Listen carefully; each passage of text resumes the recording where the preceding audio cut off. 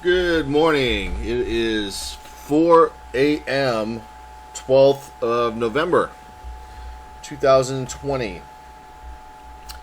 And I have the trade set up, the only trade set up that we were waiting for here on the Euro USD. I finally got the bounce. Let's go ahead and mark that out. Got the bounce off the weekly. Let me go ahead and enlarge this chart here so that way you can see what I'm doing. Alright, so we have our weekly M2 right here, that gray line. We got our beautiful bounce that we were looking for on it. And then I had the break of this right here. This is my daily central pivot line, and so I have a pending order for it right there. I got the alert, and it happened during the London session right here. This is the London session, so right within the rules, exactly what we're waiting for. That's the only trade setup I have going on right now. Let's see here. Let me go ahead and pull up, just to give you an update. Let's pull up some stats.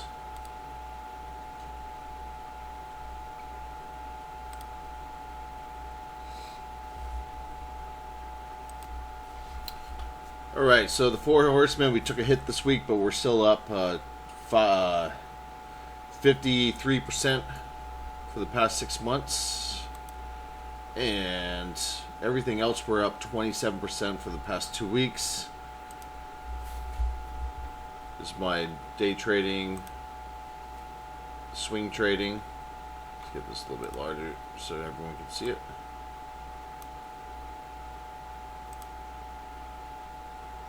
So swing trading. This is just for the past 2 weeks here, and the position trading. Not bad, 27%. I'm happy with that. But all the volatility is over for the moment. We're in the eye of the storm right now, so things are pretty calm, and we only have that single trade set up. Let's go ahead and bring down my entry just a little bit here.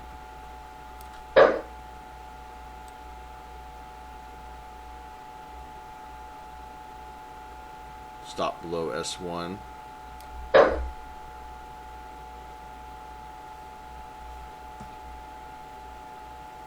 this should be my target right here. This is trade number 9709. That's it? Okay. Alright. And the total amount that on this day trade here is 122 pips, and my average win is 100, so that's well within what we're going for. My loss here is so I'm risking 51. Okay, I'm gonna go ahead and pause it for now, and I will update you as soon as this trade triggers. Alright, now that I have had some coffee and I can get my mind straight, let's go ahead and go to our swing trades. I did have my swing trade entry for the Euro USD, just as a refresher, right in here, and I did tighten up my stop, so my stop is right here. Now for the I was waiting to tighten up my stop. Now I don't have much room to tighten up my stop for the USD CAD. Let's go ahead and pull that up. Alright, so this is my weekly central pivot right here. And we bought the thing right here. This is where my weekly M2 is at. We bought it right here, and my stop is below the S1. But we made a run for central pivot, and that's enough for me to pull up my stop to below the lowest swing low. So it's not much of a risk reduction because we made this big swing down. But what I'm going to do is, if we make another swing down, let's say we go, let's say price goes up, and then back up, then I will move my stop to right here, and so on and so forth. Okay, so that's my risk reduction for my swing trade on the USD CAD. And the other swing trade that I had was the Australian dollar, US dollar. And my entry, let's see here, this is my weekly central pivot here, and my entry was right here on the M3. We went a little bit in a drawdown, went sideways.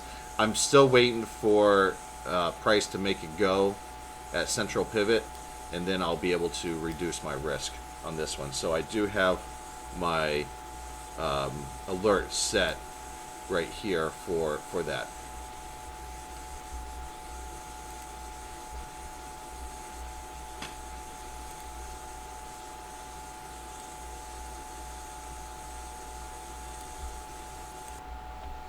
Okay, 6:55 a.m.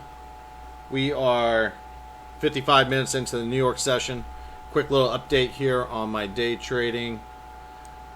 Let me go ahead and enlarge this here for you and zoom in. At this moment, we still have our pending order here, and we came just shy so far of hitting our entry that we were looking to go long on. Again, we had the trade set up here on the weekly M2, which is, here's the weekly M2. Had the bounce. We came through during the London session, came through the daily central pivot. I was looking for the bounce back on the top of the daily central pivot. Instead, we got the bounce on the weekly central pivot. So I came maybe just 2 pips short of the entry so far. I still have the pending order there. We'll keep you updated. Okay, so taking another view at this here. This is basically these charts that I use right here. This right here just gives me the buy zone, and I should have had this trade. I mean, it came like within a very fine razor blade distance of the central pivot. It looks like it actually went through my entry level. Let's go ahead and get this a little bit larger here. It went through my entry level, but I didn't have enough space for the spread, so I didn't get taken into this. But maybe next time I should have my entry just a sliver up to account for, because I noticed before in my back testing that I was counting these in my back testing, and in my live trading I am trying to account for price not coming exactly down a central pivot, and I don't think I have placed my entry up high enough. Maybe it should have been just something like more like this right there, to account for those small little hairline bounces right there. But yeah, that's something I'm definitely going to fix next time. Also, if you want to know how I trade this system, I have a link below in the videos, and it will show you how exactly I back tested this system.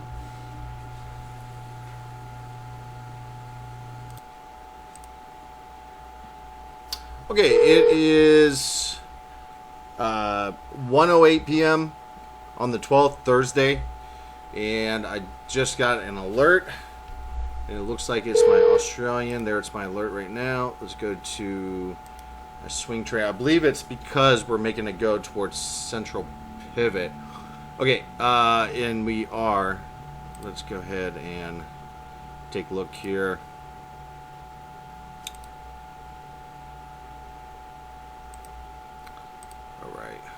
And my little pen thing here doesn't work. But anyways, you can't see it because it's covered up right here by the monthly resistance level R1. But right underneath here, let me go ahead and blow up this chart a little bit here for you. Okay, so I have the central pivot right here. My entry was a short right here, and we're making a go at central pivot. That allows me to reduce my risk. There we go. That's the update.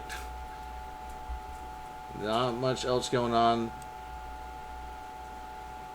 I still have my pending order. Let's go to my day trading charts. Full pivots. All right. I still have my entry level right above central pivot right here. I don't trade on Fridays, but I will keep this here. If it triggers, it would be the Thursday trade that triggers. But I'm not going to place any new entries for Friday.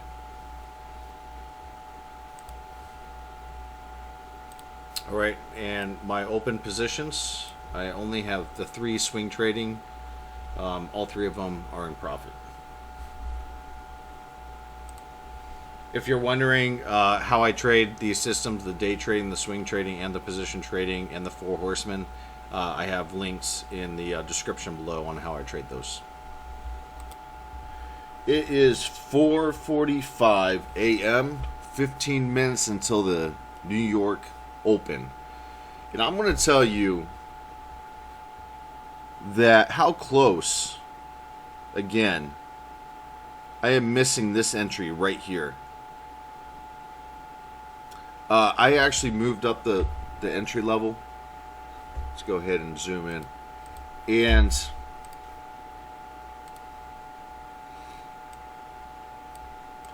this is the difference. Okay, so I had my entry.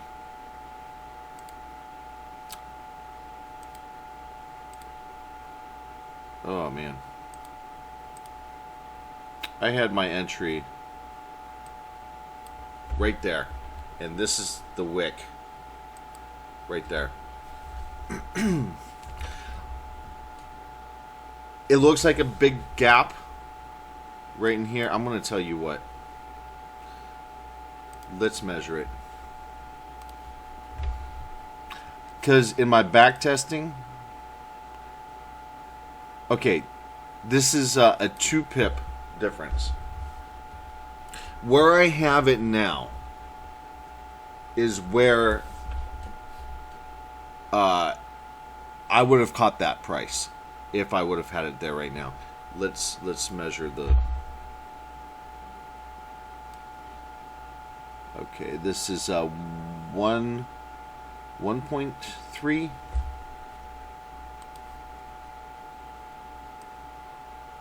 Okay, 1 pip spread.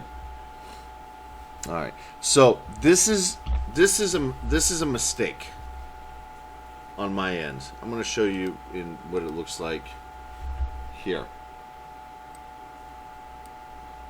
Okay, I would have counted this in my back testing. I would have done one of these. Okay, and with spread, we're up 71 pips. Once it hits that target, I would have written it down and counted it. Look at this setup that I had written out from days ago. Before it set up, I was waiting for it. It was, yeah, there's not much action going on this week. And this is the only one I was focused in on, and I was greedy. Greedy. See, look at this right here. Look at that. Zoom in. Yeah, I would have counted that on my back testing. Where I have it now, it would have triggered. I had it a hair lower on my pending order. This is the difference. But for some traders, this is the difference between making money and not making money. This is the difference for some traders of losing money or losing a lot of money.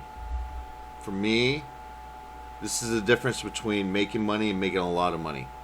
I make these errors. If I make these errors, I made one last week. It was a decision error. I looked back in the rules and there was nothing that says I can opt out due to volatility. It says I can opt out due to a change in policy, federal funds rate, stimulus, something to do with monetary policy. It was the elections, but I didn't have anything written in there about the elections. So you make a plan, and you got to stick to your plan. This is too greedy for me. I always have counted. I always say with spread. You know, I've got in my back testing, and I've always allowed plenty of room for spread in my back testing. So in live trading, why would I change it? That's an issue that needs to be corrected. Maybe I should go around and mark out, okay, exactly 3.6 pips from daily central pivot from the euro. Matter of fact,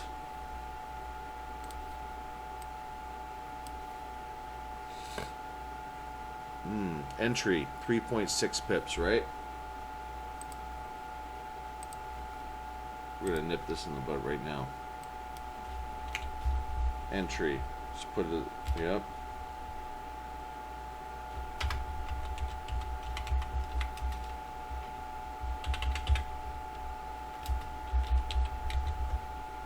There we go.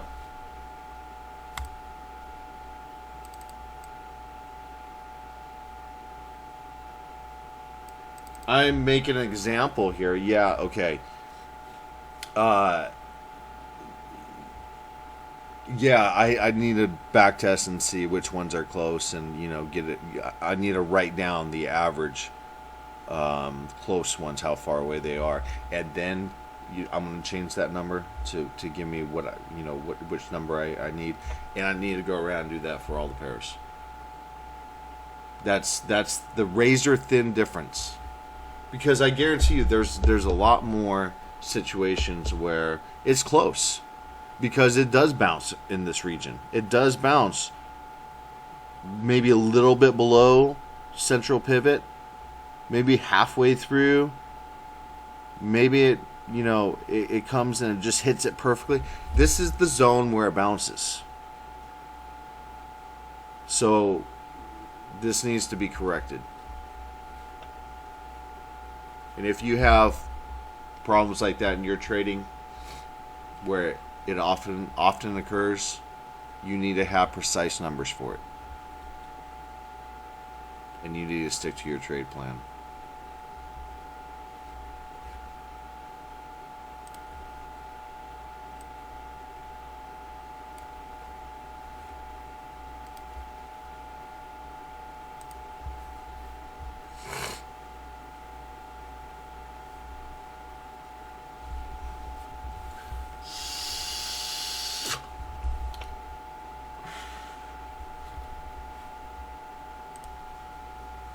Alright, I'm going to go ahead and cancel my pending order from yesterday, and we'll call it the day.